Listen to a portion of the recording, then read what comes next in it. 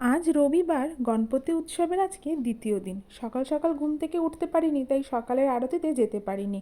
তাই সন্ধ্যা আরতিতে যাওয়ার জন্যই রেডি হচ্ছি। আজকে যে কুর্তি সেটটা পরেছি, এটা জানো তো বিয়ের পর অর্ণব আমাকে প্রথম এই জামাটা কিনে দিয়েছিল। আর যেহেতু আমার বাপের বাড়ি আর শ্বশুর বাড়ির মধ্যে ডিস্টেন্স অনেকটা, তাই শাড়ি না পরে এই জামাটা পরেই আমি অষ্টমঙ্গলায় গেছিলাম। শুধুমাত্র কনসিলার ইউজ করে খুব হালকা একটা মেকআপ লুক করে নিলাম, সাথে এই পার্ল চোকারটা পরলাম। এটা আমার মাসি মামামকে তার অন্নপ্রাশনে দিয়েছি। আর এই ওড়নাটা এই কুর্তি সেটটার সাথে নয়, আমি এটা আলাদা করে পিন করে নিয়েছিলাম। আর আমি এখানে একদম রেডি হয়ে মামামকে নিয়ে চলে এসেছি পুজোর বাড়িতে। অর্ণব একটু দেরি করে আসবে, ওর তো শরীরটা খারাপ, তাই আমি এসে আগে মামামকে কোলে নিয়ে আরতি করে নিলাম। প্রতিদিনই যেন বাপ্পার রূপটা আরও বেশি মোহময় হয়ে উঠছে। অর্ণব আসতে অর্ণবের সাথে আরতি করলাম।